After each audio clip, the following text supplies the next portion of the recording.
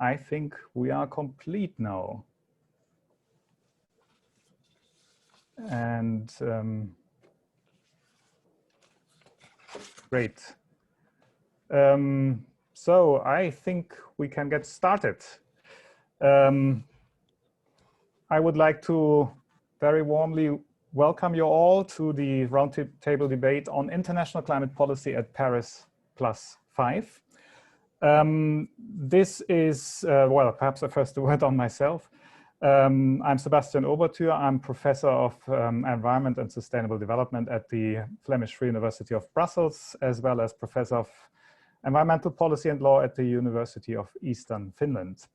I'm also the coordinator of the Jean Monnet network GOVTRAN. GOVTRAN stands for Governing the EU's Climate and Energy Transition in Turbulent Times, which is the kind of framework of the roundtable today. And with that, we also acknowledge the support of the Erasmus+ program of the European Union. A few words on the rules. You're obviously all, except for the panelists, you're all muted and cannot be seen. There is the chat. There are, I think, already a few entries in the chat.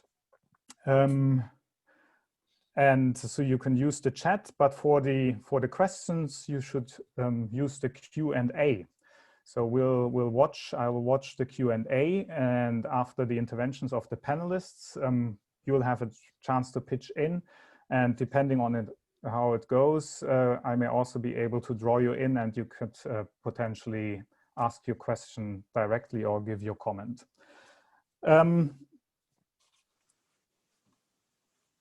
Obviously, international climate policy, I think our title of the GOVTRAN network, Turbulent Times, probably is also applicable here. We all know that we have the COVID-19 pandemic, which is why we have this event today online, and various other developments. There are the recent US elections. There are some signs of hope beyond that. Net zero announcements by a number of players, China, Japan, South Korea. And what we want to explore today is a little bit where all this turbulence and all these recent developments drive us, and how we can perhaps use this turbulence and direct it towards the upcoming Paris+5 summit in December, but also COP26 next year. And I assume one of the themes might be US, China, EU dynamics. One of the advantages of the COVID-19 pandemic is indeed that we can have speakers from across the world. We used to have these kinds of policy fora at the Institute in Brussels, and then we needed to either fly people to Brussels or draw on the Brussels crowd. And this time we can have the speakers in Oxford, in Hong Kong, in Berlin, and in Lee, I'm not sure where you are, Beijing, or where is it? But anyway, you can tell us. So from across the world. And with that, I would like to introduce the speakers in the order in which they will take the floor for 10, 12 minutes, something like that, each of them to begin with, and then we'll open up to the debate. We'll have first Lavanya Rajamani, who is a professor of international environmental law at University of Oxford. Then Li Shuo, who's senior global policy advisor at Greenpeace East Asia, followed by Baifort Zhang, who's a senior policy advisor at E3G. And finally, Carsten Sach, who's Director General for European and International Policy at the German Federal Ministry for the Environment, Nature Conservation and Nuclear Safety. So a warm welcome also to you, all the panelists. I'm looking very much forward to the debate. I should also say that this session is being recorded. So if you come online later with your questions or comments, take that into account. I hope these are all the housekeeping rules, etc. And I can give the floor to Lavanya. Lavanya, please. Thank you, Sebastian, also for giving me this opportunity to share a very few initial thoughts on this very important and timely discussion. We're all intensely aware of the moment that we're in. As you just mentioned, they're turbulent times. It's a moment of considerable disquiet, I think, for many of us. We're all striving and craving for a return to normality, but it is that normality that has actually brought us to the edge of the environmental precipice, in a sense. So we need to challenge and question that normality that we're all craving a return to. A slew of recent reports over the last few months, but even in the last couple of years, with the 1.5 IPCC report, as well as the most recent global biodiversity outlook titled Humanity at Crossroads, has made it overwhelmingly clear that we're not on track to meeting any of our environmental goals, both in relation to biodiversity and climate change. And in fact, the WMO, just in its last week's GHG bulletin, tells us yet again that the buildup of CO2 in the atmosphere is at record levels. And although this year, with the worldwide lockdown, some emissions have come down, this is in the range of 4 to 7%, the WMO just characterizes this as a tiny blip in the overall and continuous buildup of GHGs in the atmosphere. But with this growing understanding of our impact on the planet has also come sort of quite an exponential increase in the demand for action. And it's not for nothing that today's young are actually called the regeneration, not generation X, Y, or Z, but the regeneration, the generation that's striking school and filing climate suits. And through the pandemic, in the last several months, there have been cases filed across the global south and the global north. A recent sort of case in Korea, Do-hyun Kim with 18 other Korean youth climate activists filed a case in the Korean Constitutional Court this summer challenging the adequacy and implementation of Korean national actions on climate change. And we've all heard about the Portuguese children's case before the European Court on Human Rights, which was also just filed a few months ago, demanding that 33 countries across Europe increase their ambition. And these are crowd-funded cases. So there is an exponential increase in the demand for action. And what all these cases through the pandemic have actually highlighted is the inadequacy of the response from national governments. Specifically, these cases are highlighting weaknesses and gaps in the legal and regulatory framework, a lack of concrete benchmarks for assessment of whether a country's nationally determined contribution or national actions are actually adequate and represent a fair share of the global effort, lack of sufficient accountability, and a mismatch between long-term goals and short-term actions. And it's not just that these cases are being filed through the pandemic, cases are also being decided through the pandemic. Most recently, last week, from the Supreme Administrative Court of France, asking the state to demonstrate that it could meet its 2030 target, given its postponement of essential domestic climate actions.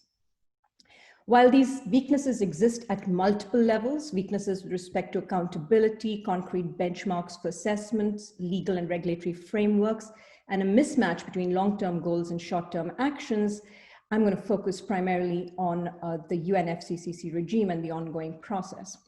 A lot has happened in the 5 years since Paris. The rule book is almost complete, except for the pesky issue of markets, which hopefully we will resolve next year. The regime has moved, apart from the pesky issue of markets, on which there's still some rulemaking to be done. The regime has actually moved on to implementation. But implementation under the Paris Agreement is a very different creature to the notion of implementation under the Kyoto Protocol and under command and control sort of regulatory system. So it's far more diffuse as a sort of ask of the international system. Currently, we all know nationally determined contributions are radically insufficient, likely to lead to a global warming of 3.2 degrees by 2100, a level at which the IPCC has indicated there will be calamitous and irreversible impacts. It's certainly not the well below 2 degrees identified in the Paris Agreement or 1.5 degrees identified in the Paris Agreement. This initial shortfall, of course, was very much expected and was part of the architecture of the agreement and the logic of the agreement, in that there would be this initial shortfall, but the shortfall would be made up over time with iteratively more ambitious nationally determined contributions. And the first moment for the scaling up or iterative sort of increase in ambition is 2020. And this is part of the reason why this is such a sort of a critical year for climate action. States are required, those who have NDCs that run up to 2025, or rather sort of requested to indicate new NDCs for 2030, and for those parties that have nationally determined contributions that run to 2030 to indicate a new nationally determined contribution or confirm their existing one. Is this actually happening? The good news is that 151 countries have actually indicated that they intend to submit new nationally determined contributions. But so far, only 15 countries have done so, representing about 4.6% of global emissions. However, the momentum is really gathering in terms of announcements of mid-century net zero targets that, Sebastian, you alluded to as well in your introductory remarks.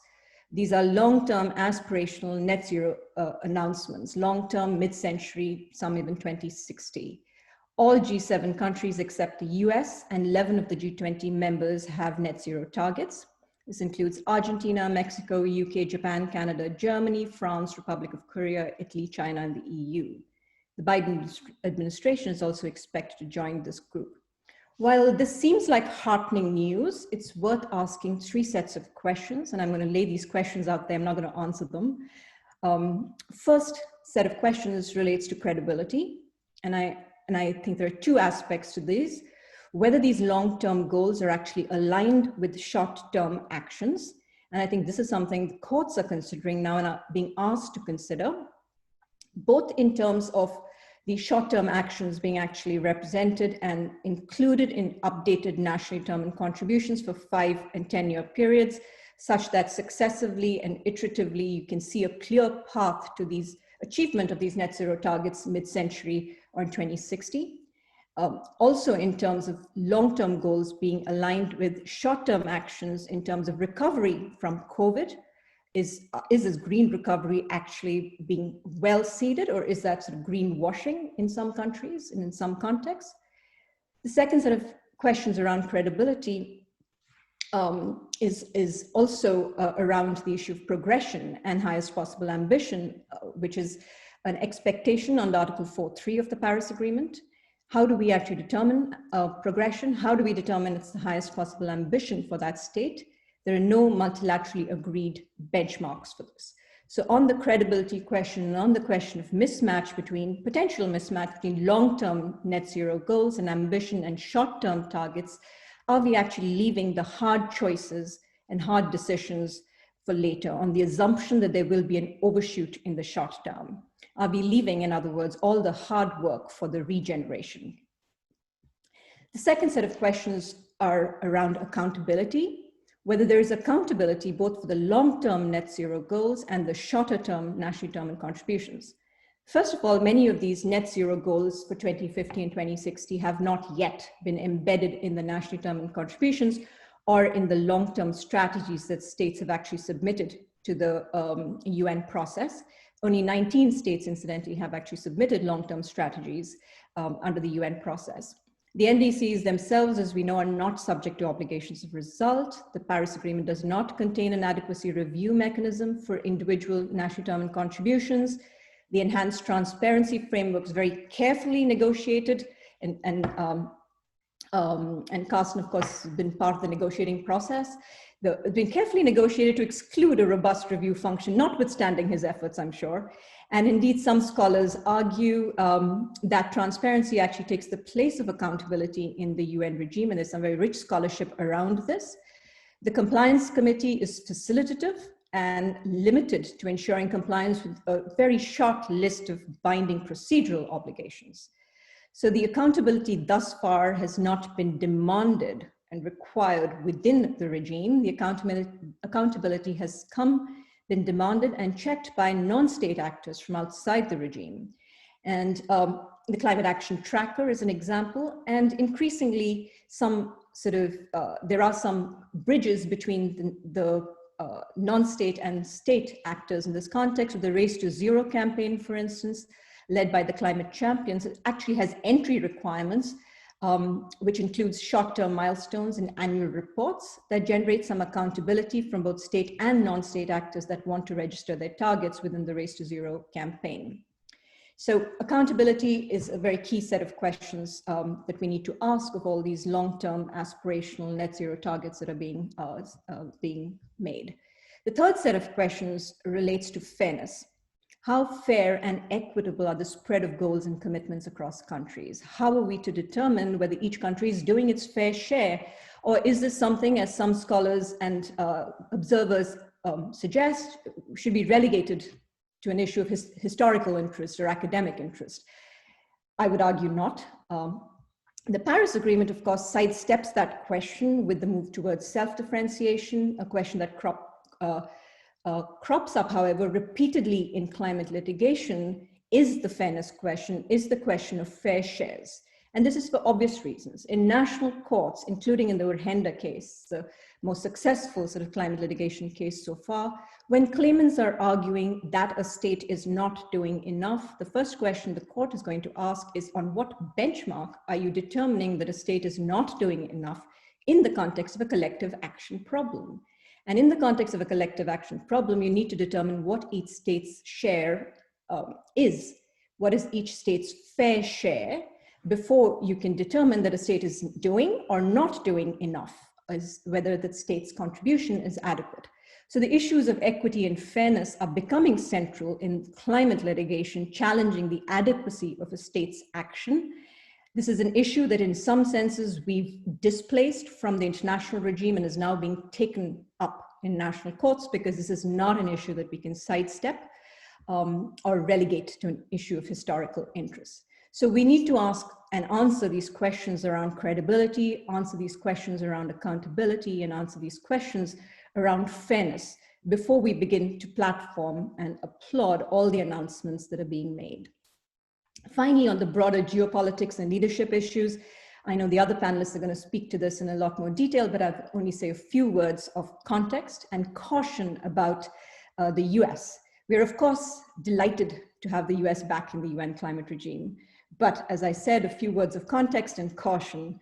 First, I think thankfully the regime has actually been restructured now to be far more resilient and less hostage to domestic political fortunes of states, especially domestic political fortunes of the US. The fact that we soldiered on with, through the Trump years is actually testament to the resilience of the UN climate regime. And let's not forget that, that we might have Trump or Ivanka back in 4 years, notwithstanding the fact that the Democrats won this round and Biden won this round and the US survived an attempted coup. Let's not forget that 74 million Americans voted for Trump. So we do need a regime that's resilient. And it's not just Trump or the likes of Trump. We have Bolsonaro and we have others around the world. So we need a regime that's resilient. And we have restructured it to be resilient around exactly that. And second, excited as we are to have the US back, we will just go back to status quo ante, right? Which wasn't always smooth sailing. And we can see it won't always be smooth sailing going forward either. On Biden's plan, there are some fighting words in there about China. I expect some frostiness in the relationship with China, which I'm sure others will speak to. There are also plans to levy carbon adjustment fees or quotas, which will lead to some frostiness with developing countries and issues of fairness again. And third, and finally, given the trauma that the international community has actually suffered at the hands of domestic political shifts in the US, it might actually be best for the US to come back and be good citizens rather than be leaders. I think they first need to establish their good citizenship before they start sort of vying for leadership, but I'm not sure whether they will do that. And more broadly, and I will end on this note, it's, I think, time for the international community, frankly, to stop fixating on leadership and leaders and start recognizing and endorsing all the committed followers, what some are characterizing as diffuse leadership. We all know where we need to go. The science has made that clear. The Paris Agreement has set goalposts for us. We now just need everyone to do their part, and everyone includes non-state actors and sub-state actors, asset owners, banks, universities, businesses, and even us as individuals. So I'm just going to leave it there. Thank you. Thanks a lot, Lavanya, for this kind of broad overview, which is exactly what we need to start with, right? Bringing up the issues of credibility, accountability, fairness, and also a few words on dynamics and the US, and I'm sure indeed we will hear more about that from the next speakers. So let's move on to Li Shuo and get your input, please. The floor is yours. Yeah, thanks very much, Sebastian. Thanks for having me. And by this time, you would all assume that I have mastered Zoom, but that's unfortunately not the case. And so sorry for giving you the heart attack as a result of the technical difficulties today. Let me, I think the topic today is a very relevant, relevant one. Paris Agreement, 5 years on, and when we kind of look back 5 years. Let me maybe say a few things in terms of what's the same as we kind of look back 5 years, what's different, and then what does all this mean? And I'll also try to kind of weave some of the updates that I want to provide from a Chinese perspective into this broad framework. So looking at what's the same, I think there are several things that stay the same. The first, of course, is climate urgency, and the impacts of climate change remain the harsh reality that we face. In fact, climate impacts have already been exacerbated over the past few years as we put in more greenhouse gases into the atmosphere. So the urgency and the need to take action is ever strong. The second thing that I think is the same is the high level political attention seems to maintain over the past 5 years. The issue of climate change now is firmly front and center when it comes to the global geopolitical agenda. In the US, with the incoming administration, we can of course expect the issue of climate change being put at the very forefront in their foreign policy. The recent carbon neutrality announcement from China, I think also demonstrated that there is high-level engagement still on this issue, and there is muscle memory within the Chinese administration in terms of leveraging the issue of climate change for domestic political, but also foreign policy purposes. And of course, I'm sure Mr. Sack will speak about the EU and how this has been a very important political issue in that context. I want to kind of focus. I want to highlight this point that climate change is still at a high political level, because I think we should not take that for granted. When we look at many of the other environmental issues, environmental campaigners have struggled over the past decades to bring those issues, air pollution, for example, or water pollution, overfishing, to that level of political attention. And in many of those issues, those efforts have not been very successful. So I don't think the luxury that we are enjoying with regard to climate change can be taken for granted. And that's a great asset for us to continue to move the international climate agenda forward. And we should be thinking about how to leverage that asset over the next few years.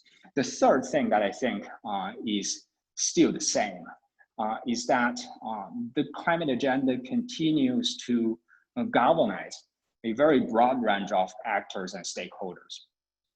That has been a trend established very successfully by the Paris Agreement. And I think when we talk about the resilience of the agreement, that is one reflection of it. When you look at the European context over the past few years, a very vibrant grassroots youth movements. In the North American context, of course, the active role of sub-national stakeholders, to advance the climate agenda in the absence of federal level leadership. Even in China, where the government tends to play a more dominating role when it comes to policy setting and the climate issue, I think two sets of players will play a more and more important role as a result of our recent carbon neutrality announcement. One player is our provinces. Increasingly we need to align their economic agenda, their climate policy toward the carbon neutrality vision introduced by the central government.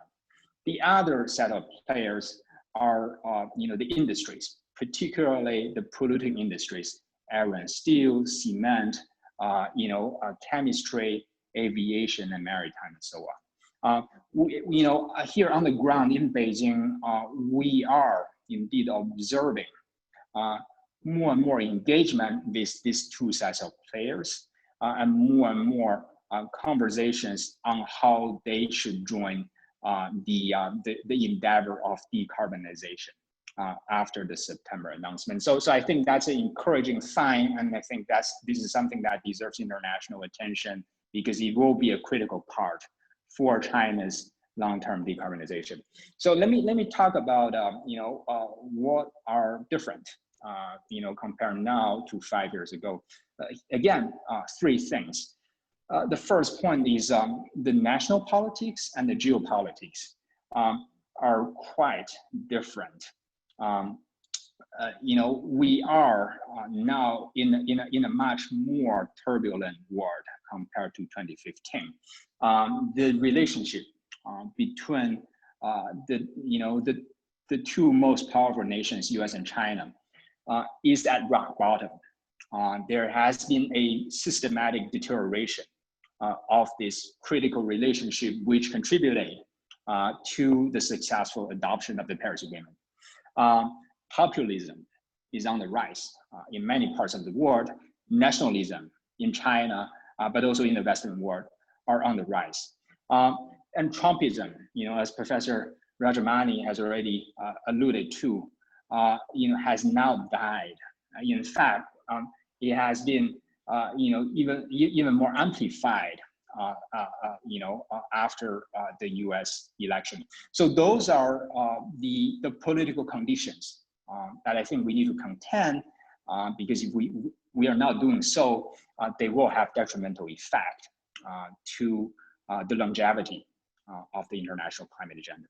The second thing that I think is different is the essential task that we are embracing now is different from when we were in the run-up to Paris. Paris was about two things, right? Number one, it was about regime construction.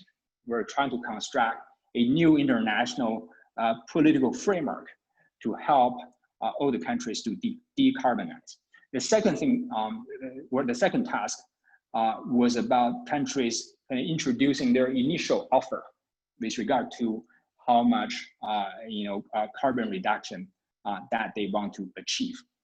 The task now is quite different. It is about building on the initial offers as reflected in the NDCs of all the countries, and to enhance the ambition. So in a way, the task is much more challenging than what we were dealing with 5 years ago. And indeed, this is a designing feature of the Paris Agreement. Namely, we need to gradually ramp up ambition.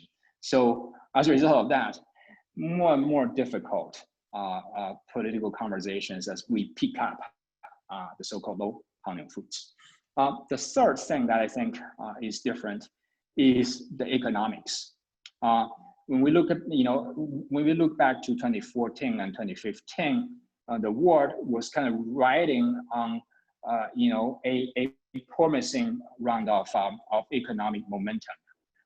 The biggest economies in general still enjoyed pretty reasonable growth.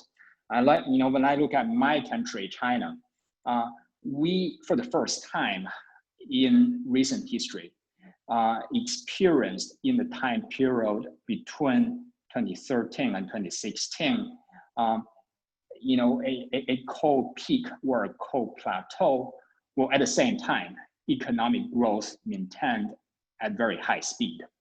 So I think that was a major reason that China could show more flexibility in the run-up to Paris. When we look at the global economy now, of course, most of the countries are dealing with the COVID-induced economic crisis. And as Professor Rajamani has already mentioned, the recovery policies are, not nearly where they should be in terms of, how low carbon and how green they are. So, and if, no major policy adjustment is introduced in the next few months, we risk locking in on a high rather than a low carbon pathway over the next years. So what does all this mean? Let me kind of summarize my thoughts in 4 key words. Number one, it's going to be quite challenging. Again, the biggest countries are dealing with both an economic and a health crisis. And we haven't, fundamentally shift the politics around climate change. A lot of the entrenched interest and resistance are still there in our social economic systems. And, this cannot be best reflected in the discourse of climate policies and politics in the US. We will still see kind of a seesawing, between the liberal progressive side of the Democrats and the conservative, backsliding from the Republicans. The second key word that I want to introduce is innovation. This not only applies to technological innovation, which is critical for decarbonization, but also innovation when it comes to further the regime building and further the international political agenda. I think it is when we look at Paris as such a successful political and legal exercise, it is easy for us to kind of be fixated on that model. And one reflection, of course, is to tend to think that a close cooperation or even a honeymoon between the US and China is the only way to move the global climate agenda forward.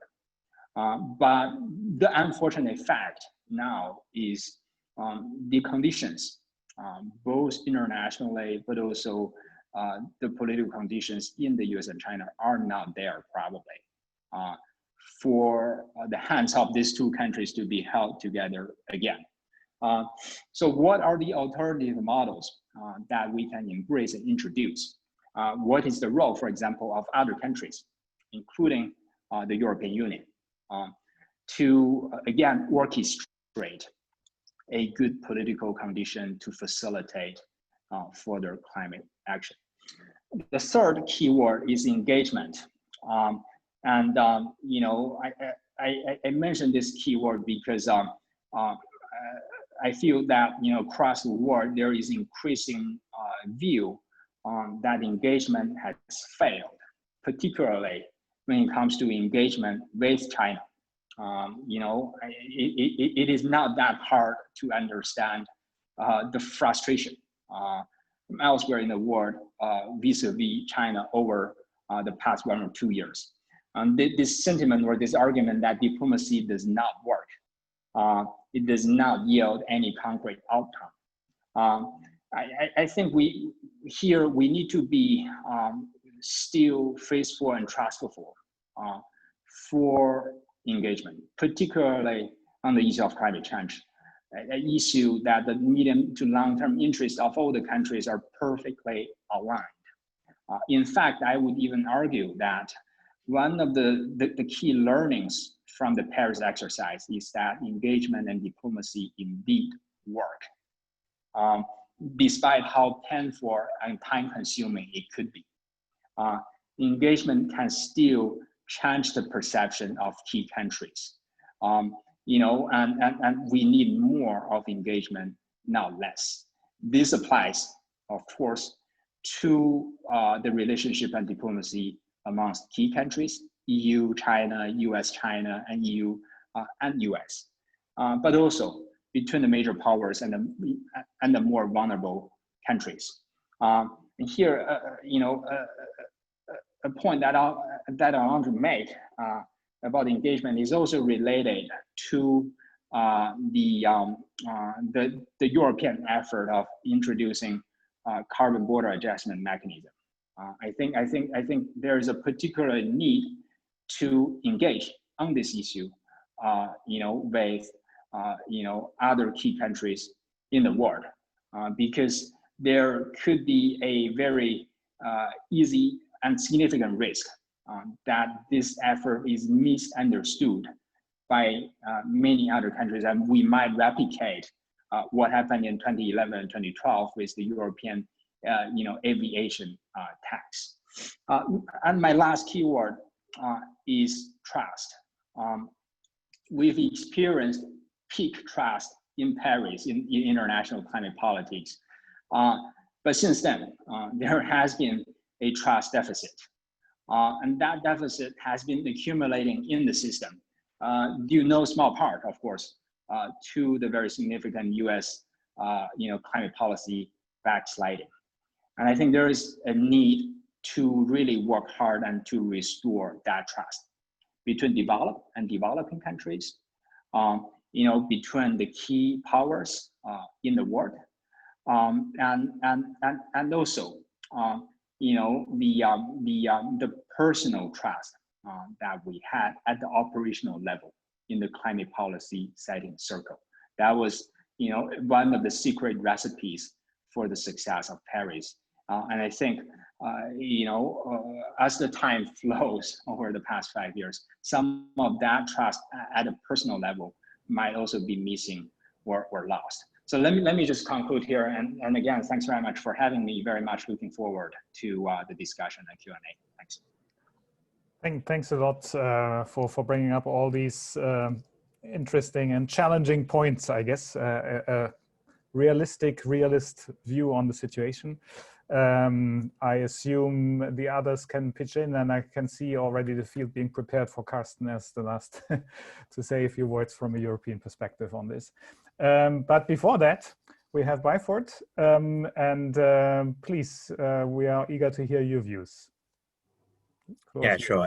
And first of all, yeah, thanks again, Sebastian and the organizer, for having me to join this very timely conversation for Paris+5. So what I want to do in the next 10 to 15 minutes is just to take stock of kind of the tailwinds that we have enjoyed since Paris. What are the challenges that we face ahead, and also what are the risks that we should watch out for in the next couple of years, and then perhaps a few thoughts on what we should do in terms of building alliances moving forward. So I think there is still good prospect for building alliances, because the political momentum on climate action has been maintained despite COVID, despite COP being postponed, and also despite having Trump for 4 years. So we should definitely take note of that. And obviously, having Biden back at the helm of the US leadership will be welcomed by the climate community, but I think we should take note of the other tailwinds and progress that have been made and what it means for our actions moving ahead. So the first one is so net zero announcements. So we have seen that there has been a lot more commitments from countries on net zero targets. So obviously we have the EU and we have China, and then quickly followed by Japan and Korea. But we should also not lose sight of actually the fact that more than 110 countries now have committed to a net zero target, and together they represent about 2/3 of global emissions. So this is really, really encouraging news, because it sends signals to everyone, including businesses, investors, industries, that this is the direction of travel. people will have to rethink their actions moving ahead in terms of investment decisions, in terms of their own behavior. So that's number one. And number two, the role or the perception on fossil fuel has actually changed and progressed a lot since Paris. So coal as an energy source is now becoming less and less viable because of the economics. And there has also been a lot of political commitments in terms of phasing out coal in countries' power system.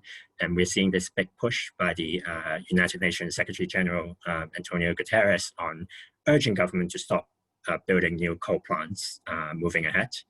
And we have seen that major financiers of coal plants in Southeast Asia and also perhaps in other regions pulling out of their financing. We saw that Japan government has decided to stop financing coal overseas, and major private players in South Korea is doing the same.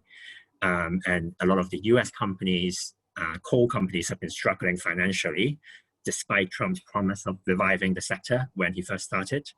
And for China, obviously, it's not there yet, but I mean, the carbon neutrality announcement would be a big driver of a rethink within the sector, like what Li Shuo has alluded to. So I think we will be seeing big changes in the coal sector. And then in terms of the oil sector,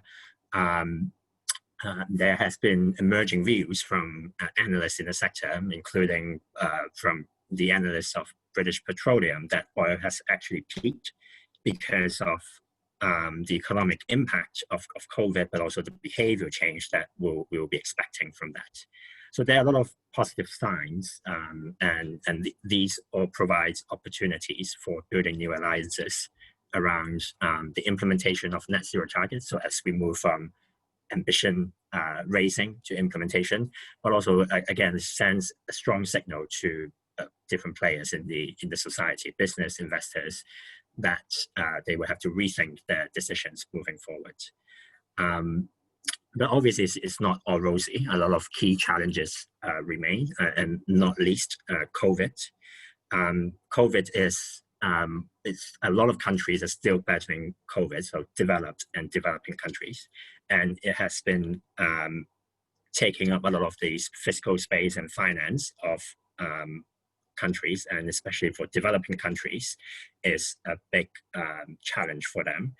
And at the same time, they are obviously facing other issues such as repaying foreign creditors' debt, and the whole issue just limit their access to finance, and that is crucial for their COVID recovery, let alone a green recovery. So I think that's a big challenge that we're going to face moving forward. But at the moment, the international community has been, well, there has been like good signs. Like we are seeing G20 countries addressing that issue in these countries, which is a good start. So there's a more coordinated approach now, but it's not enough, because addressing that is one issue, but still they're facing a huge fiscal challenge in juggling around what are the different priorities. So obviously health is the priority, but also education, other development priorities, and also climate in the mix. So climate will be one of the competing policy areas that these countries will be faced with. And obviously with COVID, with the health priority, like this, like whether climate would be a priority would be at risk. So that's a big challenge, and especially for sub-Saharan African countries. So if we look at the fiscal support that the government has been provided to those countries to fight COVID, it amounts to about 3% of their GDP. But if we look at developed countries, it's about 7 to 8% of their GDP. So I mean, there's still a huge gap there. And on the other side, on the developed country side, they will also be facing their own challenges, because their budgets are also being squeezed, and so aid budget could be affected. And we are seeing like worrying signs from the UK that they are thinking about reducing their aid spending by 0.2 to 3%, which is not much for the UK, but a lot in terms of implication for developing countries that they're supporting. So it's challenging, and COVID is definitely a tragedy. We all know people that were affected by it. But I mean, as we come out of it, I'll be wary about, as a whole climate community, I'll be wary about talking about opportunities that we can have for COVID or seize from COVID. But I think COVID does present a window for us to make a lot of critical decisions about climate in a very short time. Because if we think about the recovery, if we want to make it a green recovery and to build back better, a lot of the economic decisions that we would be expecting to happen actually in the next 5 to 10 years after we have the Paris rulebook, after all the commitments, would now be happening in the next 2 years or 18 months. So this is actually an important and crucial window for us to make all the decisions and to engage a different set of actors. Well, I mean, especially for the climate community, like actors that they do not usually engage with, especially for the civil society players, so like economic ministries, treasuries, multilateral development banks, and others. So those people who will be making those financial decisions that are crucial for the green recovery. So we need to, as a climate community, we will have to get used to working very, very closely with them to make sure that the right decisions are being made in the next 1 to 2 years.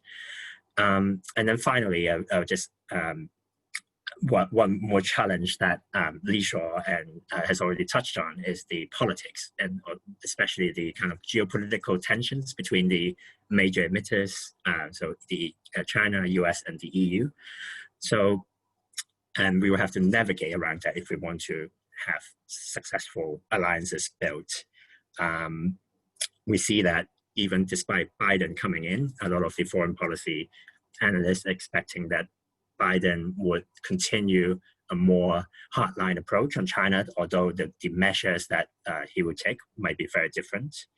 And we're seeing that tensions between the EU and China, although they're still very committed to a climate partnership, but like the trade relationship is still like an issue that's bugging the wider relationship. And we're seeing that public sentiment about China is worsening in Europe, which is going to limit the hands of European politicians when they engage China on climate and other issues.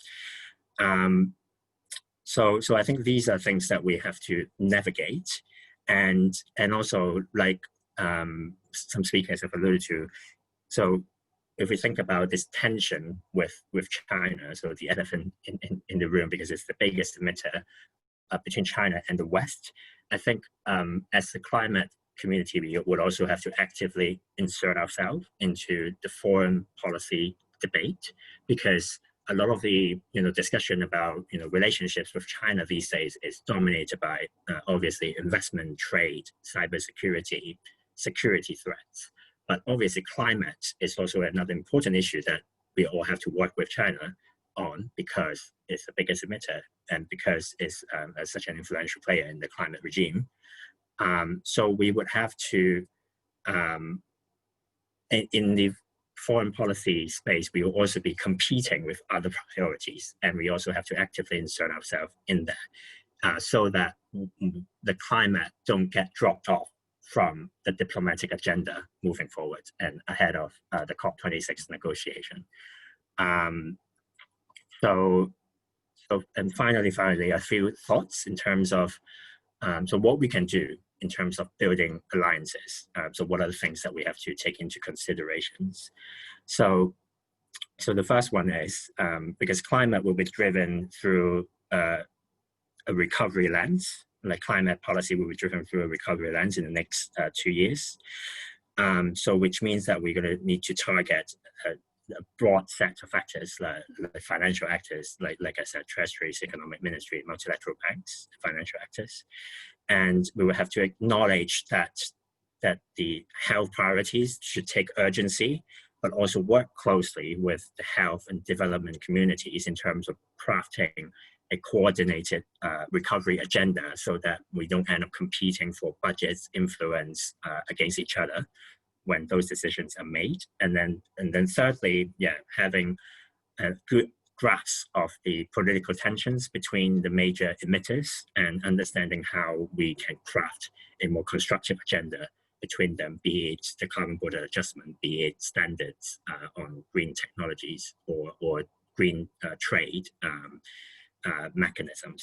So yeah, but I'll pause there. So I guess it is still a lot of decisions and questions that we will have to think about as a community, but looking forward to the debate.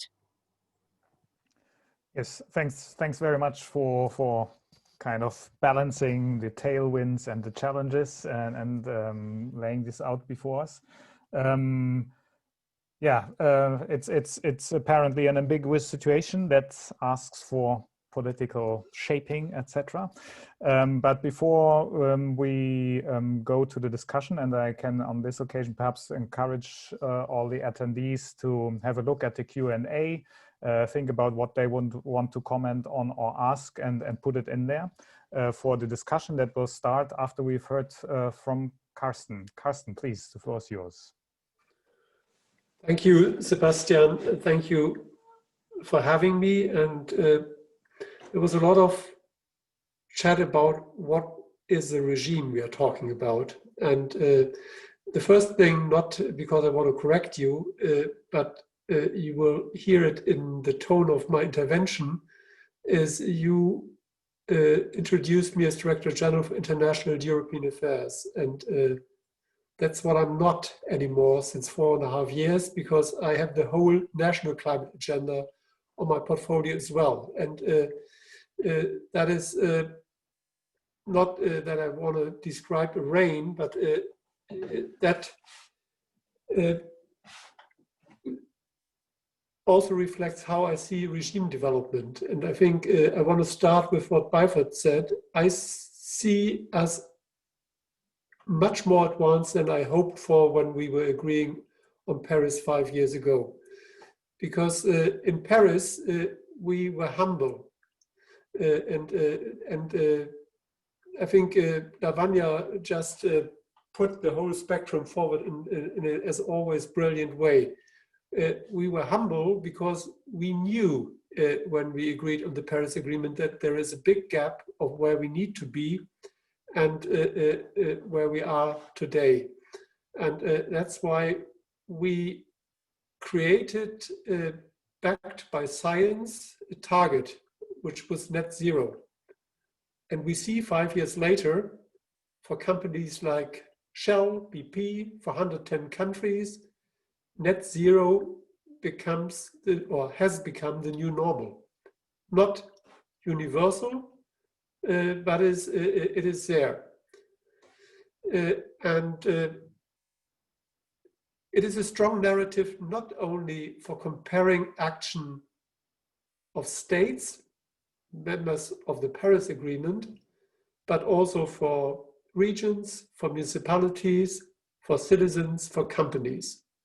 Because they all know what the new command is if they want to be living just a fair life. I think that's a mega trend. The second one is climate change became legal. I think I share the analysis of Lavanya, and she referred to me.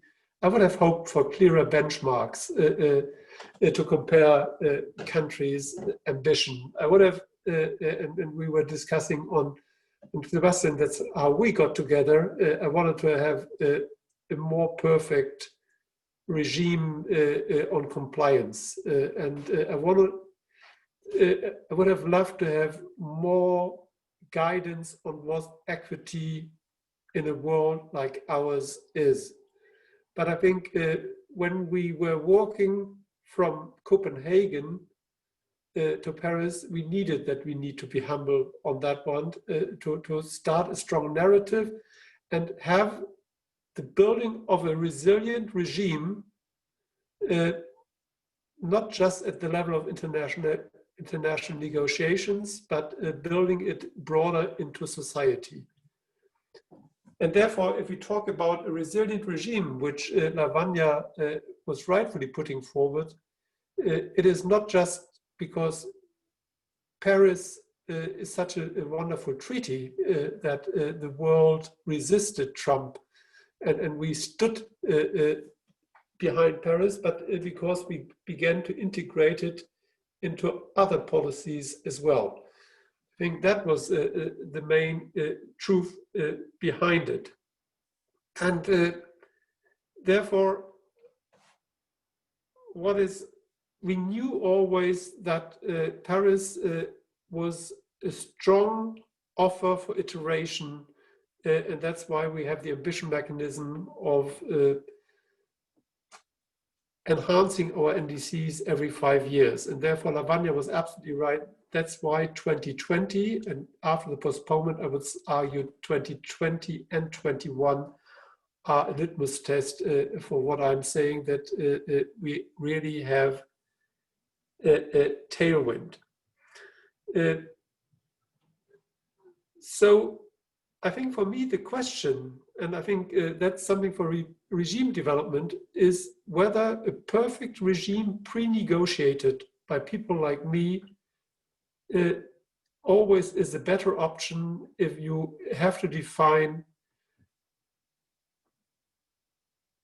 a really fundamental transformation from where we are now into a climate neutral future. And I have always argued, and you know that, Sebastian, in negotiation rooms, many people tend to be conservative, and that was never anything which was doing the trick alone. And I have spent a life on as an international lawyer in that one, so I don't want to undermine that, but I think it is about pre-negotiating things or creating through leadership benchmarks against which others, not in a legal sense in the beginning, are held accountable. And I think that process, despite all difficult geopolitics, was quite successful over the last years. So let me talk a little bit on 3 issues as well. What do I see as trends in Europe, in Germany, and then some final words on geopolitics.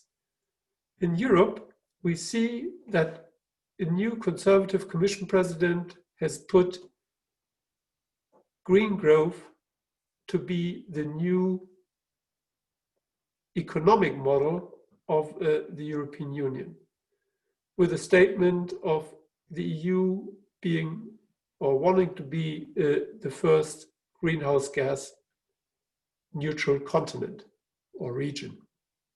I think that has changed the whole conduct, and I think Byford gave all the examples. We are working on a taxonomy. What is green investment?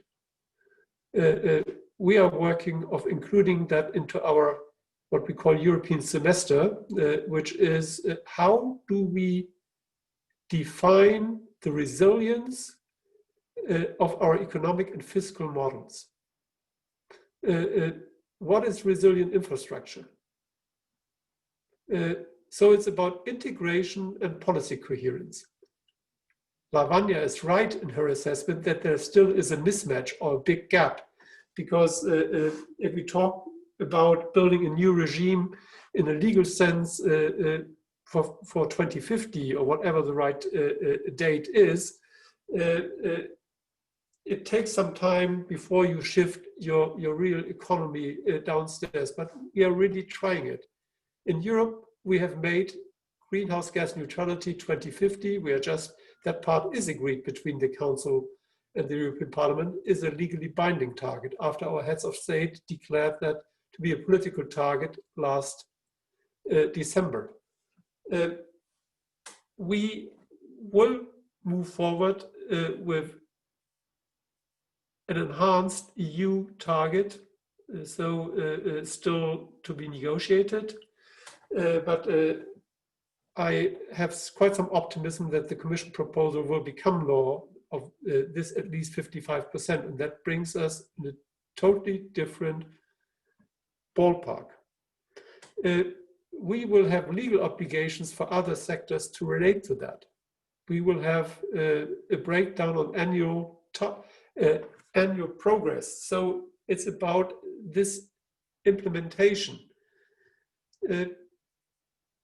Yes, and I think there is an issue of integrating that also in trade policy, and the show was mentioning CBAM and was referring to something which we tried in including a sector which has been excluded, which always has been a perverse design element of our international system, which is international flights. And and we have seen that, and I have been in maritime law before in other regions as well, but the time was not ready for countries accepting that we were including in and outgoing flights. For me, it's a political issue. Legally, I can talk about that for years, but is CBAM the first choice? Probably it is not, but it is once you define in your economic strategy climate change compliant behavior as a new normal, and if you see that you have different speeds around the world, you have to tackle with setting a level playing field into your trade and economic system. Cooperation is a better option. Yes, and that's why getting partnerships, alliances, as Byford was arguing for, and exploring ways whether China, US, Europe, and others interested would be able to agreeing on comparable standards to avoiding that route is in. But through taxes, through levies, you also create income which can be a driver of change. And then the question becomes, where do you generate that income? So taxing externalities is an issue which you have internally and externally. And CBAM or consumption taxes, which are discussed, need to be put in a broader spectrum, that the current tax basis, which we have in many countries, will have to change over 30 years. And the interesting part is that our finance ministries are starting to understanding that. In Germany, we have also come forward with a structural law, which is a climate change law, which not only defines greenhouse gas neutrality by 2050 as a legally binding target, but also not only annual targets, but annual sectoral targets. So it is something that, and Lavanya was referring to lawsuits. While that is not a subjective law in itself, you see that there are pathways defined, not as clear-cut as in an ideal world, but where you're creating a new legal framework which is in order for all behavior. And we have put a price on carbon not only to the ETS, and we know how much China is struggling in implementing it. We were struggling as well within in Europe, but we defined a target which will be a price also on all fuels we use for heating and for transport, and that will start with a price of 25 euros per ton on the 1st of January next year, in order to close loops and holes which we have so far. And the point Byford made, we have a huge and strong coal phase-out movement, and we have enshrined that in law as well. We have heard some interesting announcements from Chiche Noir recently. So we see that economically, for many actors, it makes much less sense to invest in coal, and you see also legal action on that ground. So in closing, yes, I think I'm not naive. Lavanya was not naive either on these issues. There are big tensions even with Joe Biden being the new president-elect of the United States, but with John Kerry in the House, I think there will be a lot of diplomatic and high-level diplomatic activity in mainstreaming climate change in all policies. There will be, and you see that in Europe as well, you see that in China, you see that in the US, quite a challenge to overcome a more inside-looking perspective. And I think that's a big challenge ahead of us. Probably just the climate change agenda is too narrow. I think the Finance in Common Summit last week in Paris was a start that all public banks, including the China Development Bank and others, made a first statement, but that is an annual process. So policy coherence and consistency is in there. So my point, and I would love to discuss it, and I think it was easy for me to be last after the 3 brilliant presentations in front of me, but it makes it easier to really getting some different perspective to open up the discussion. My point I'm making is just segregating international regime building from a multi-layered regime building, including all sectors, and creating consistency is too narrow. And I'm happy that you, Sebastian, and colleagues of you have always starting to doing that. It's an exercise where you need clear targets, and I think we have that with climate neutrality, and you need clear transparency rules, and I agree with Lavanya that so far they are not clear enough, but we have, for example, for G20 countries, something which is called climate transparency, and you see that benchmarks are developed for we have a huge new field of science on attribution science, which is important for litigation.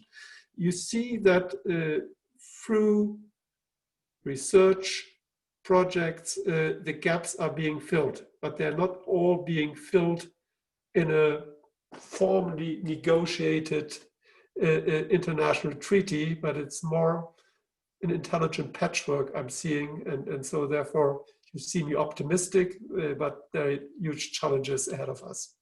Thanks. Thank you, Carsten, and sorry for getting your title wrong, apparently, but you are knowledgeable about these matters anyway. And thanks also for this kind of, and I expected that kind of more positive note in your intervention, which I think from a European perspective, just also sees lots of things moving also in Europe, which may not be the same across the globe.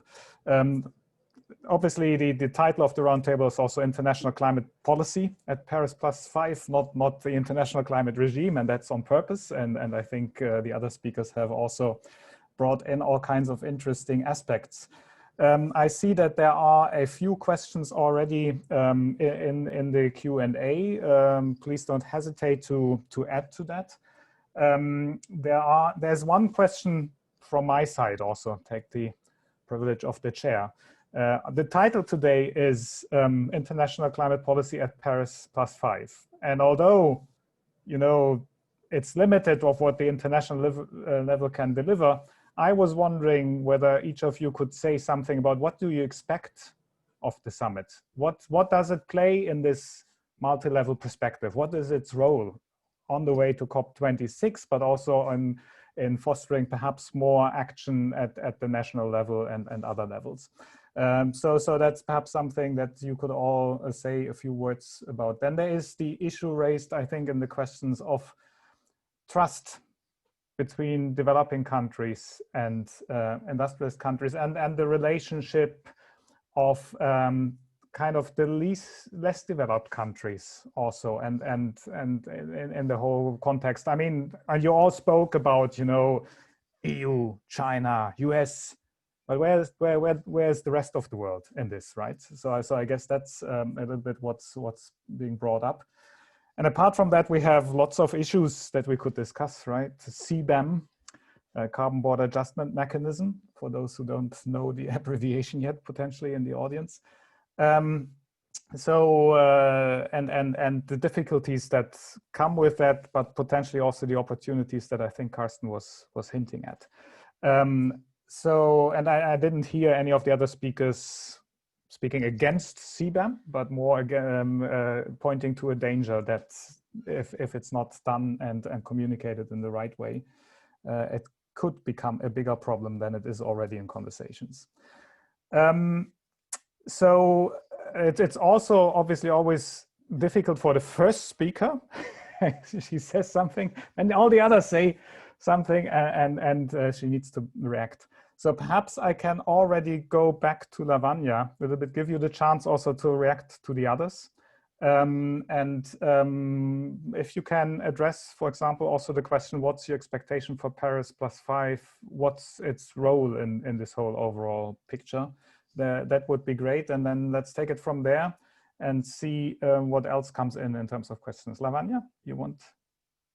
Sure. Thank you, Sebastian. Thank you also to the other panelists. I mean, it was a great sort of collection of insights and views. And I actually don't have very strong reactions to any of that because I agreed with most of it. So sort of nodding vigorously through the other panelists' sorts of interventions. And of course, I think those of us sort of in the belly of the beast, as far as the Paris Agreement are concerned, have very similar views on much of how the regime was structured and the limitations of that regime and the gaps in that regime. I will sort of briefly address the Paris+5 question that you posed, Sebastian, because I think the answer is actually fairly brief. But I do want to pick up on some of the questions that were addressed to me specifically in the Q&A, particularly from my friends in India and colleagues in India. So I do want to spend some time on that. But on Paris+5, I think, given we have 15 submissions of NDCs at this point and 151 have communicated an intention to submit revised NDCs, and since 2020 is the moment to do that, we have a big gap between 15 to 151, and that gap needs to be bridged between now, November 27th, and December 31st. So I think Paris+5 on 12th December is very much about that. I think bridging that gap.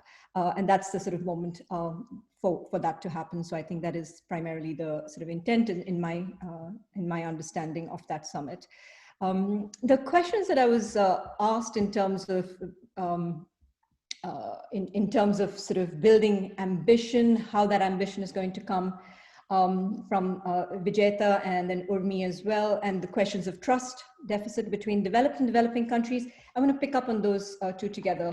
I think, as Carsten mentioned as well, there are certainly some very fundamental sort of gaps or maybe design features of the Paris Agreement, and they do translate into gaps in terms of ambition, in terms of implementation, in terms of enforcement.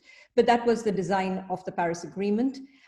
Some scholars, I think, would argue that it is the better design because you start broad and then go deep, and you bring sort of countries on board. And that was a design. It's a very different design to the Kyoto Protocol, but that was a design and intent of the Paris Agreement. So the gaps as such were design features. And to some extent, we can't look back to the Paris Agreement to plug all those gaps, or the regime and the process under that to plug all those gaps. The design features, I think, are such that it actually includes sort of a broader base in terms of accountability as well, builds in sort of time, into the equation, unlike the Kyoto Protocol, which had very sort of strongly set limits as far as sort of commitment periods, et cetera, was concerned. So I think, the effectiveness of the Paris Agreement is yet to be determined and will be determined over time. But I think in terms of increasing ambition, I spoke about climate litigation, and one of the questions, Vijeta's question, sort of alludes to that. It's not just the odd case that we're seeing before national courts. It's not just the odd case from youth activists. Yes, we have Juliana. Yes, we have the Korean case and others from youth activists. But it's actually what some have characterized as a tsunami of climate litigation. And this is one way in which that gap is being sought to be plugged. The gap or the design feature of the Paris Agreement is being sought to be plugged. And a lot of these cases, as Carsten was alluding to as well, are actually leading to regulatory change even when they're unsuccessful. So even unsuccessful cases, when states are brought before courts and are being told that their actions are insufficient and that there is a mismatch between short-term actions and long-term goals, they are forced to reconsider their short-term actions. And I think it's that sort of forcing of consideration of that mismatch that a lot of these cases are seeking to do. And there are some very promising cases from across the world, including Australia, or the Rocky Hill mine decision, a recent decision last week from the French court. So it is one lever for increasing ambition. It's not the only one. It's one lever. It is forcing governments to actually be accountable for these promises that they're making, 20, 30, 40 years into the future, and how the national actions and policy-making frameworks have to be put in place to deliver on that long-term ambition. So I think it's one lever, it's not the only one. And it's not just national courts, it's also regional courts that are being approached, like the European Court on Human Rights, the Human Rights Committee. And it's also being approached from a human rights perspective, right? So, which is also sort of a new integration of those human rights concerns into the Paris Agreement and the broader climate change discourse. So I think it's coming from multiple levels, and there are also sort of potential advisory opinion sort of requests in the making. So there's a lot going on under the radar, a lot in the pipeline on sort of generating ambition, asking states if they're doing enough.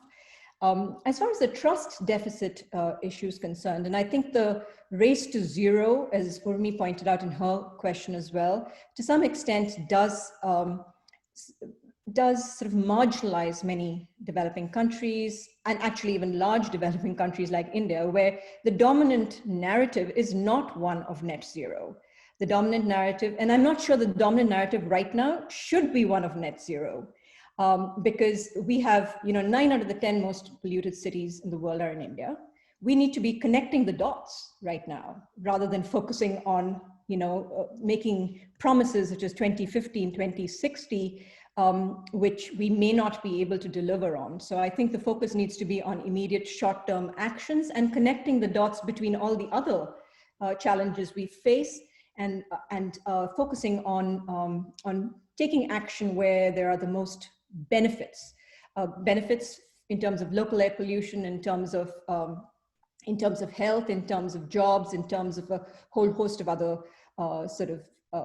potential advantages of actually taking action. So I think the focus shouldn't necessarily be on net zero everywhere.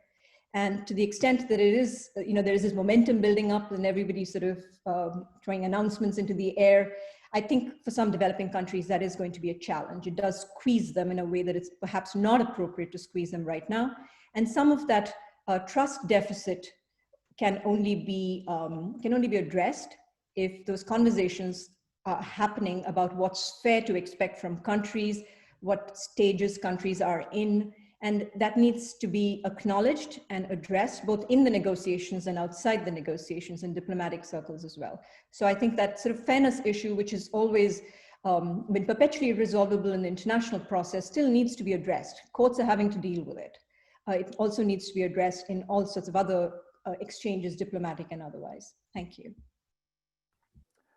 Thanks, Lavanya. And then let me just throw in a few of the questions that are coming in the Q&A for the others who are now intervening to basically select what they want to respond to, because it's quite far-ranging questions sometimes.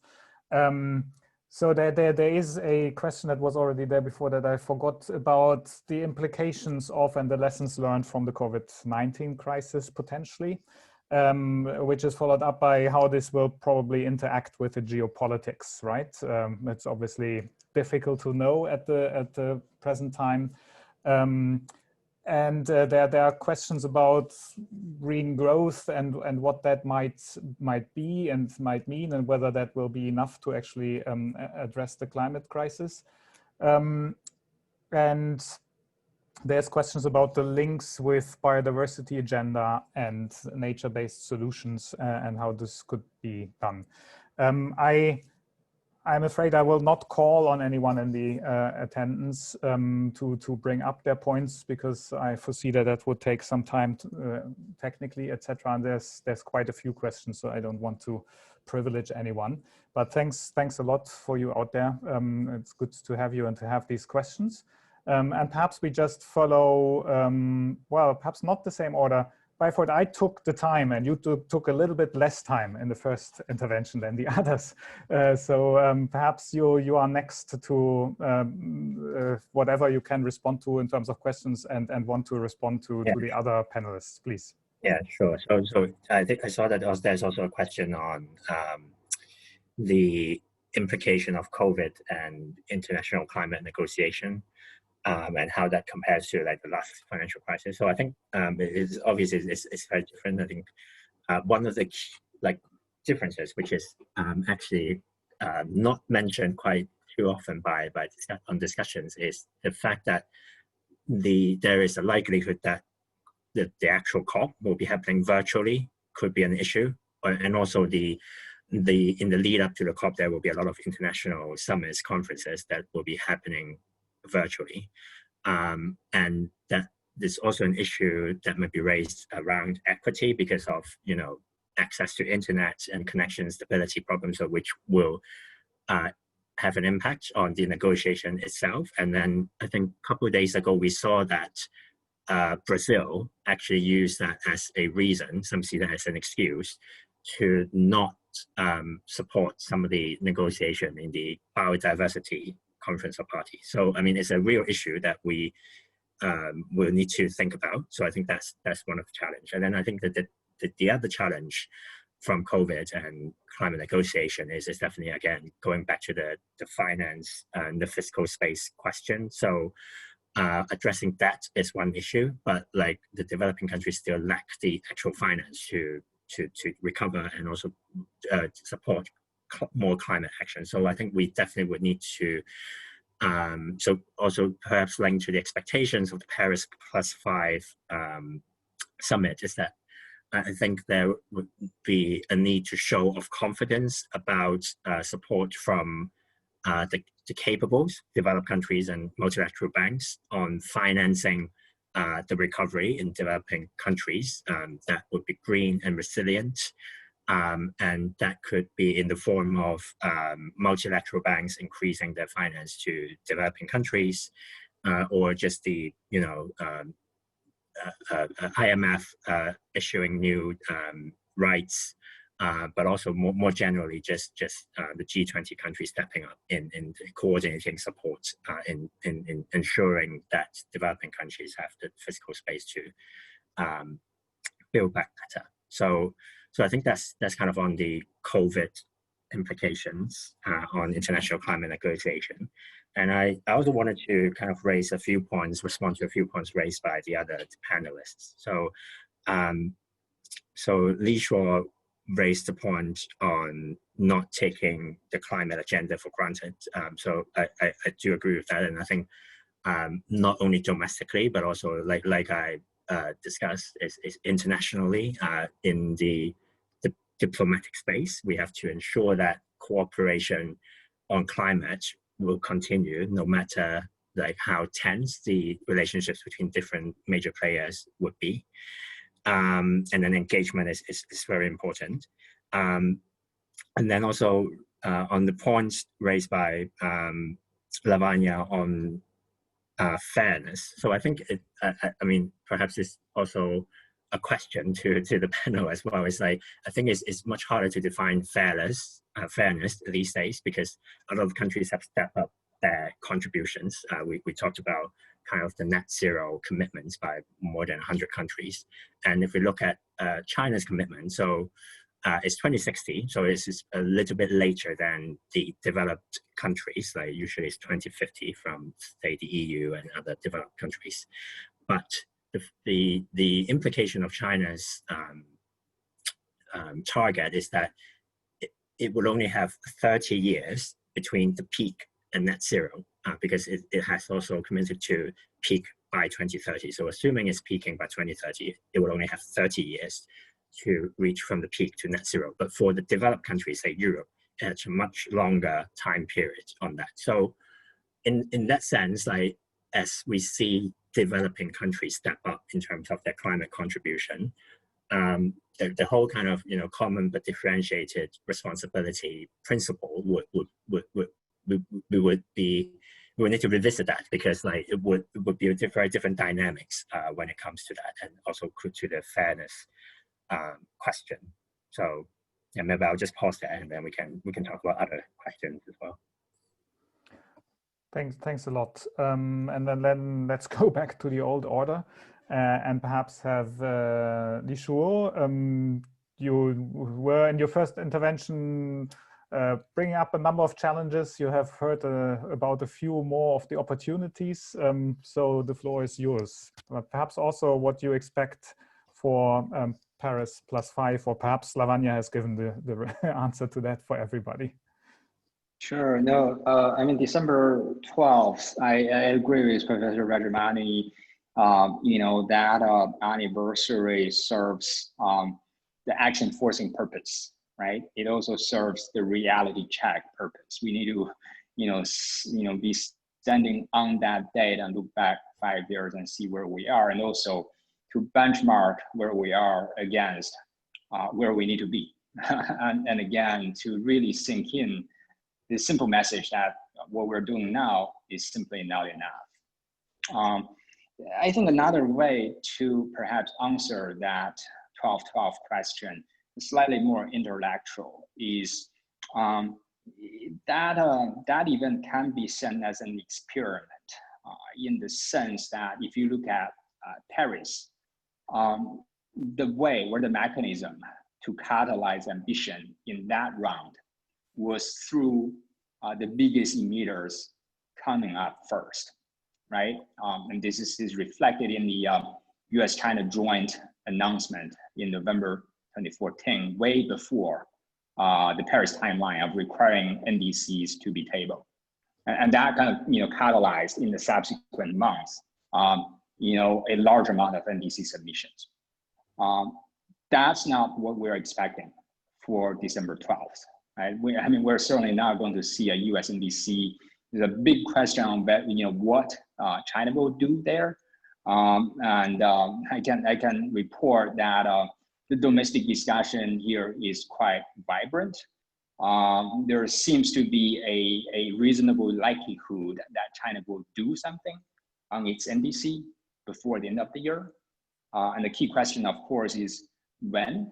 Is that December 12th or some other dates?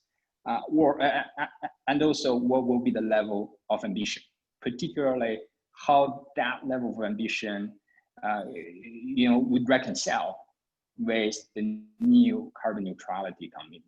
So those are quite a big questions. But again, going back to my point, an experiment when we don't have perfectly aligned G2. Can we still catalyze ambition and get where we need to be? So that's my answer to the 12-12. Let me also say a few key words on the C-band, since others have also mentioned that. By, again, drawing on lessons that we can learn from Paris.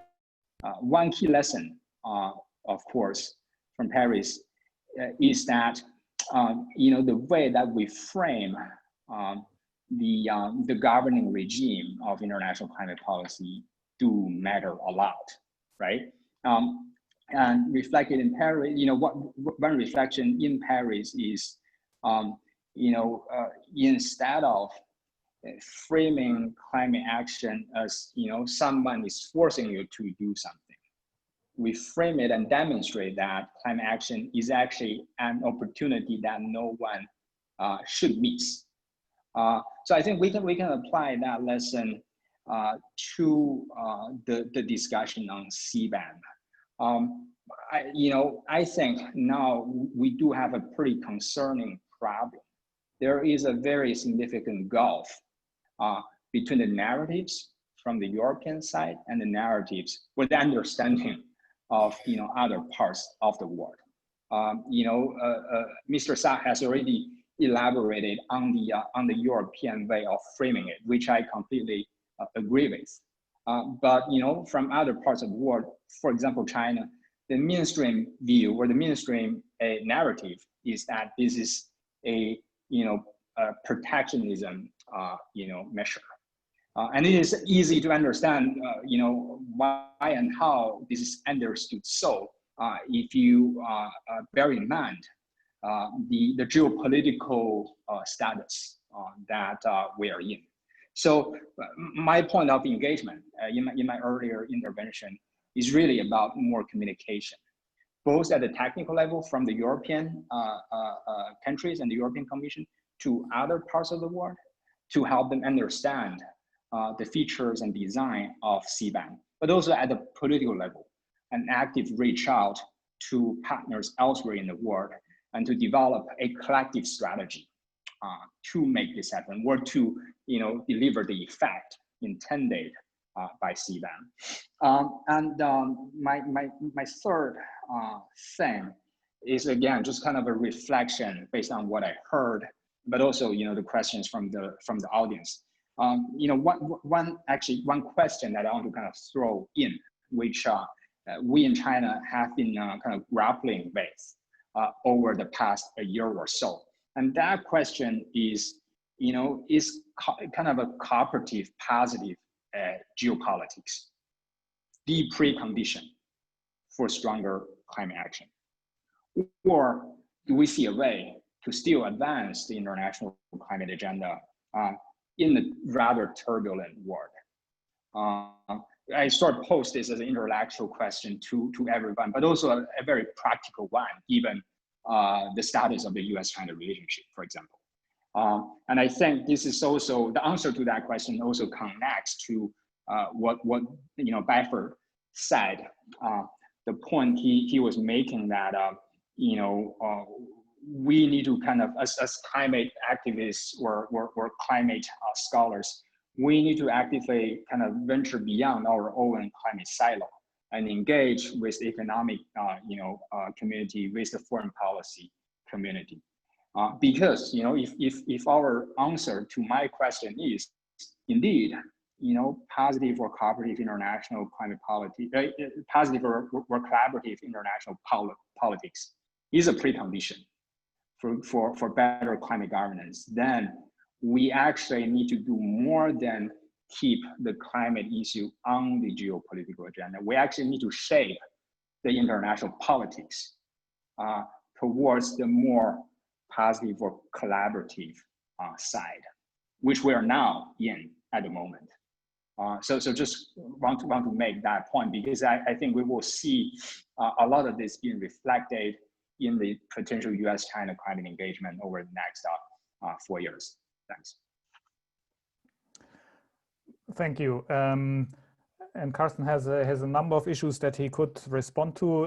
Let me just mention something to reinforce perhaps the point that was already made. You were also referring, some of you, to the parallelism with the inclusion of international aviation in the ETS like 10 years ago. The interesting thing from my perspective that also shows a little bit how the field has developed and reinforces the point that this has become much more high politics and much more attention is that when this was decided to include international aviation in the ETS, nobody ever reacted, and people only discovered once it was close to entry into force that something was going on. With the CBAM, it's kind of the other way around. Nothing has been really decided yet, but everybody is already discussing what the implications are and how it should be framed and etc. to not create a backlash. But with that thought, Carsten, the floor is yours. Thank you. On 12.12, for me, it's about leaders taking stock, leaders putting forward commitments, and leaders inspiring others. For us in Europe, it is just the 10th and 11th of December when we have the European Council, which wants to agree on the new EU climate target.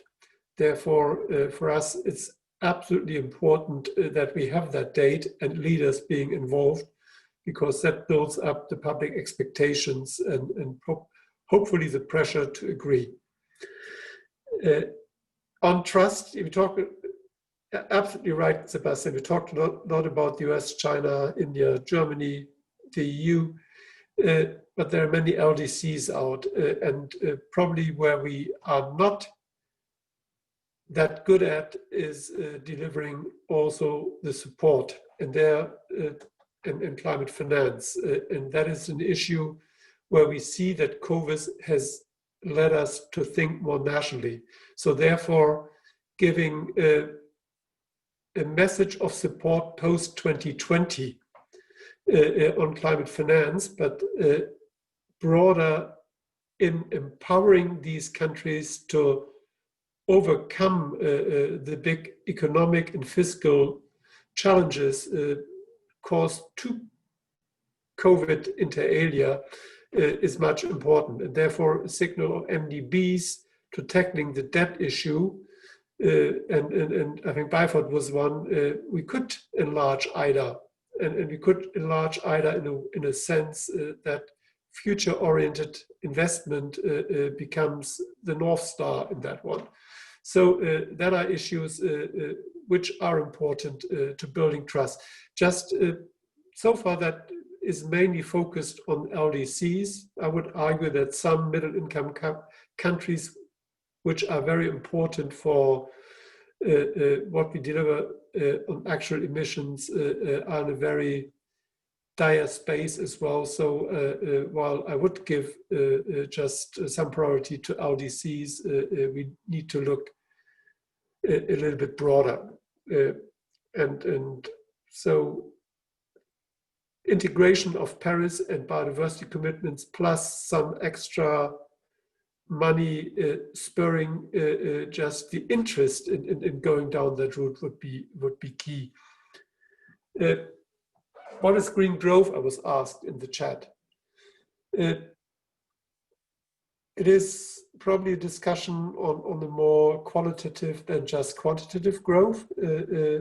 It's a growth narrative because I'm convinced that we should start with a growth narrative, seeing where many countries stand, but it is also spurring a societal debate on what are the right parameters of growth and how other issues of well-being could also factor in addition. And you see that this is coming forward. Do I have a very clear-cut agenda on that or definition on that? No, I don't have that yet. But if I discuss that with German NGOs, they always ask the question, but then you have degrowth strategies and things which I don't find successful. So I think it has the right aura of direction, but which is, like Paris, not too concrete. And I think that is an advantage rather than a disadvantage. And I think we were lucky to a certain extent. It was not geopolitics, but the politics of having a conservative EU leader being elected from a broad coalition in the European Parliament, that we have some kind of new growth model called the European Green Deal being defined in the broad sketches in December last year, 2 months before COVID really hit. Because that helped us to have a different dialogue than the one we had in 2008, 2009. Are the programs perfect? No. Because if you want to overcome societal and economic crisis, you rather look short term. But at least a big win for this ministry was there were no incentive for internal combustion engines, which there was huge pressure, as you could imagine in Germany, to doing that. And probably that is my answer to Lavanya as well.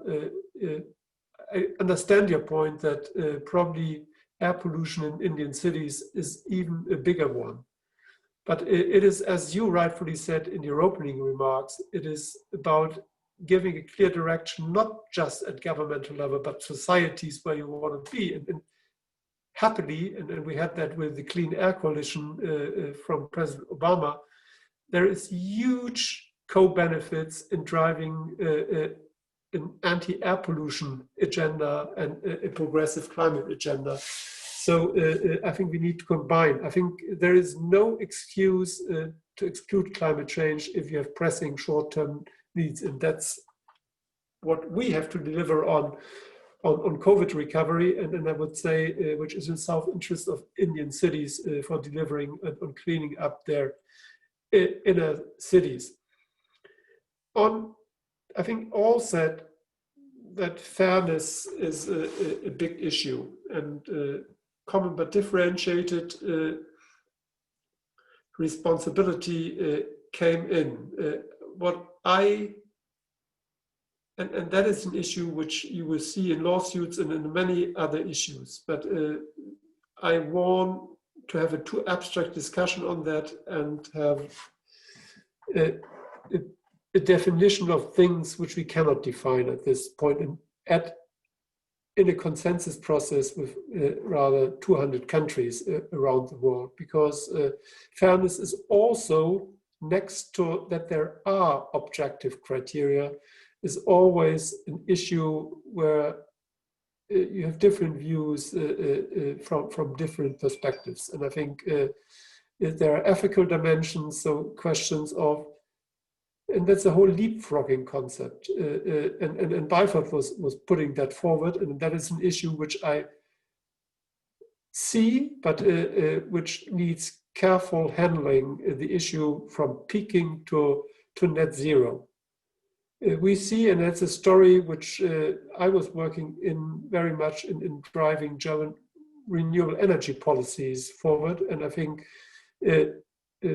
I'm still very proud on that one. And then China took over and just brought costs down. But the initial investment was one which we did in Germany. And then you conquered mass market in a very apt way in China. So knowledge and initial investments are important to reflecting just a timeline which Byford was making. And I think, and there I come back to science. We have a science-based target, and there are certain necessities for China and other countries for acting quicker than we did. Then the question is, what does it mean for cooperation? So I want to have rather how questions and not just cementing, oh, it takes 50 years, because then we would defeat it. I know, Byford, you were not saying that, but knowledge, I think a ton emitted in 1860 when nobody knew about climate change. A ton emitted today is a difference.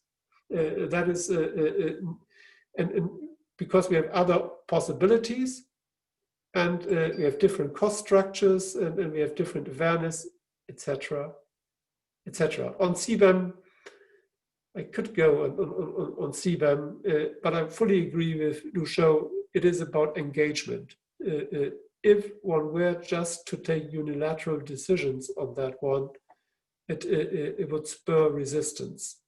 You need to engage with partners of why you're doing, what ways it could be found together. So it is very much an issue of cooperation, and not just with China or the US, but with many more countries. And the issue of what is a new normal of integrating climate change in trade is important, and I agree that it's not just Europe who can dictate that, but if we in the climate arena get more clarity of what the corridors, we will not be uniform in that one, it would be, I think it would be most helpful. I think that's what I would, biodiv, the strong link, just because UK and China are the ones who host the big COP. I think there is a huge window of opportunity in ecosystem-based solutions, and that's why China and New Zealand are co-leading on that strand. And I think it's a very interesting one to exploit further. Thank you. Thanks, Carsten. We only have a few minutes left. There's one question for Li Shuo in the chat, kind of to what extent China would be willing to carve out climate from other foreign policy issues. I guess that's perhaps a question for everyone, kind of to what extent can climate be insulated or be linked to other issues so that it strives and moves forward. I also know, I think that Byford and Lavanya would still want to say a few words. So perhaps we go to Li Shuo, but like 2 minutes each, if it's possible. Thanks. No, thanks, Isabel, for that question. I think that's a very good and very relevant one. I think one thing that we need to realize is, again, how prominent the climate agenda has been featured at the geopolitical stage these days, right? It is an issue that we need to spend some time on, and I would even argue that there is now many candidates for a cooperative approach these days between the rest of the world and China. So when we talk about climate and climate engagement, we need to realize that this is not simply just an environmental issue, but one that matters very significantly to the larger geopolitical question. I would argue of this century, which is, how do we manage the ascendance of China? How does China manages these forces, but also how does the rest of the world work or accommodate that forces? I have to say, we don't have an answer to that question yet. And I think a lot, of this will depend on the overall U.S. foreign policy approach vis-a-vis China. What I can say is, as I outlined at the very beginning, there is still muscle memory within the top leadership of the Chinese political system on this particular issue. And again, that by itself would make a lot of things that were not possible 10 years ago now possible. So the range of options are much wider. The overall U.S.-China relationship, China's domestic climate ambition, those are kind of the variables that will determine where we can go with this. Great, thanks a lot. Lavanya, your 2 minutes. Thank you, Sebastian. Just quickly, a few clarifications about my own position, and then I do want to spend 1 minute on fairness, which I think tends to get a short shrift in a lot of these discussions, although we have discussed it today. I think on carbon border adjustment measures, I agree with both Carsten and Li Shuo that we need to engage, and focus has to be an engagement. But it's also worth keeping in mind that the whole idea is at odds with this notion of national circumstances and nationally determined contributions in the Paris Agreement. So we really need to focus on multilateral negotiations there rather than anything else. And I think the aviation directive and the pushback that the EU got from India, China, US banded together, sort of a holy or unholy alliance, but the pushback is sort of should give the EU and the US some pause. On sort of connecting the dots and sort of linking up air pollution issues and local pollution issues with climate change. Carsten, I wasn't making an argument to sort of marginalize the climate change issue at all. I mean, I've spent my entire career working on that, so that's not the argument I was making. What I was suggesting is that we need to focus first in some countries on connecting the dots between air pollution, local pollution, and I think identifying all the multiple benefits, which will then put us in a better position to make those long-term commitments and keep those long-term commitments. So the focus for now should not be on creating or conjuring up long-term commitments out of the air, but on connecting the dots domestically and sort of making those long-term commitments possible and feasible and desirable. Just quickly, finally, on the fairness issue, I agree that there are multiple definitions of fairness, multiple perspectives on fairness, and we have not been able to arrive multilaterally on a sort of negotiated set of objective indicators, because those objective indicators will be subjectively selected. But what we have done in the international process is to sort of decentralize that and allow states to determine whether their own actions are fair, which seems of course, which was the only possible option at that point in time. But having said that, it has led, if you look at all the objective indicators that states have listed in their sort of NDCs and around their fairness, sort of around the fairness of their contributions, these have included indicators that actually are extremely self-serving.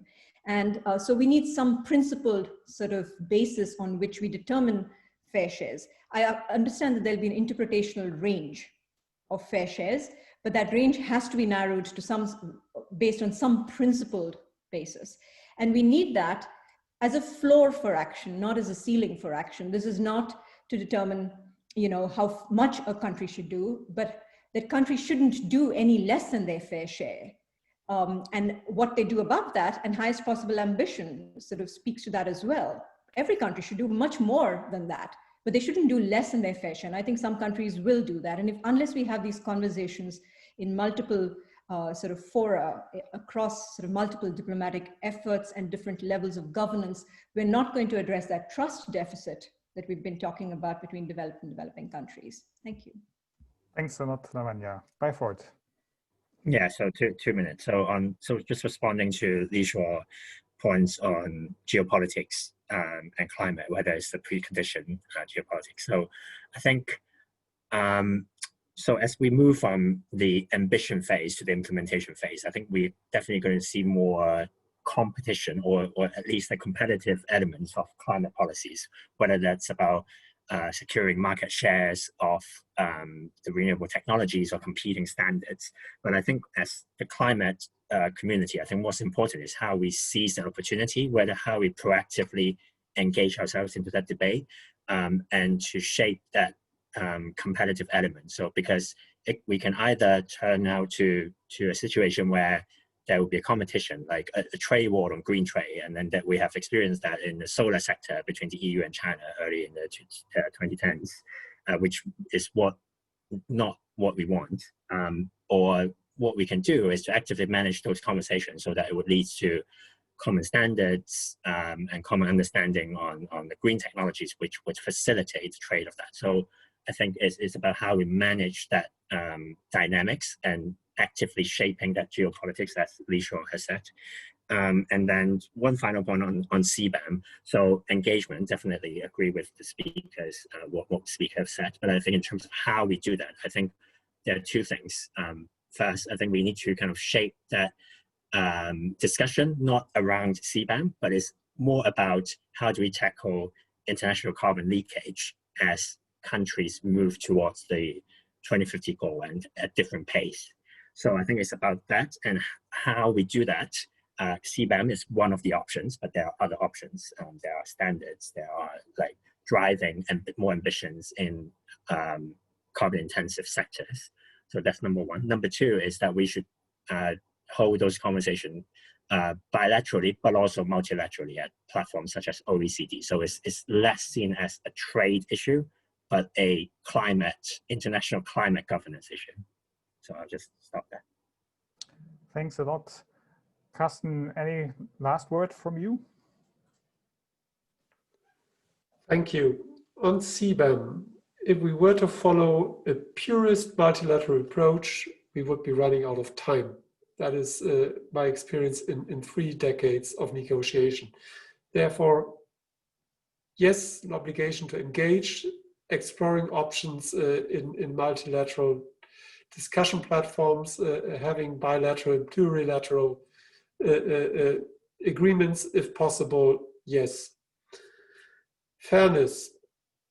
Yes, we did say self-assessment in Paris, but there's also an issue of comparison without strict benchmarks. There is an issue of societal assessment, and there is also an issue of not judging just an abstract climate number, but the way you integrate. I think I liked Lavanya's word, it should be a floor and not a ceiling. I think that's absolutely right from the conception. Lavanya's first catchword was mismatch between long-term aspirations and short-term action. Therefore,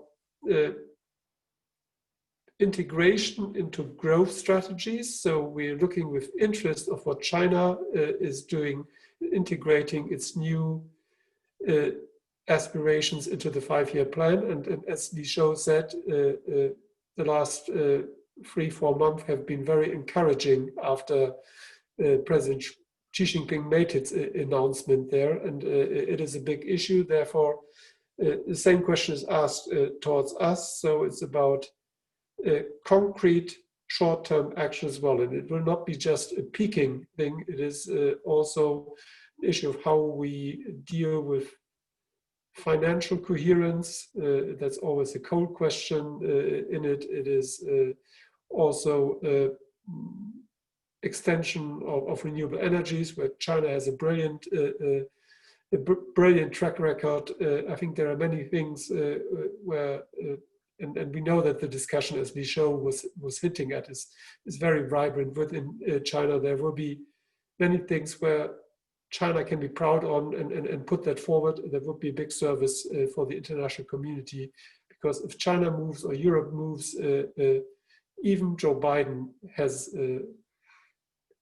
a strong benchmark in political terms. Thank you. Thank you.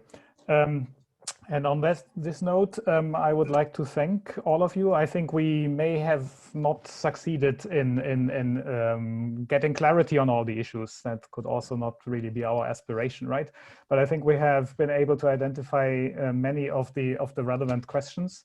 There's a lot going on. I've come back to the theme of turbulence. I think we're just in the middle of it still. So it's still difficult, I think, to fully grasp what the COVID-19 pandemic may mean for the whole issue of financing and indeed relationship between developed and developing countries. I think the whole financing issue gets a completely different dimension with recovery, with debt restructuring, etc. That wasn't there before, and who knows what's coming in the tomorrow, next month, next year.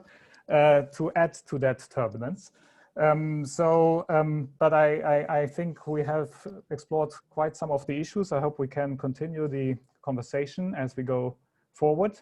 I would like to thank all of you again and thank the audience, not without also mentioning that our GOVTRAN network, you find it at govtran.eu, and you can connect there to us, subscribe to our newsletter, but also be in touch with us for any further activities, etc. With that, thanks a lot again to all of you. I don't know whether one can applaud online, but thanks a lot. We'll be in touch. Thanks a lot for an engaged conversation. And a very good weekend to all of you. Sebastian. Yeah.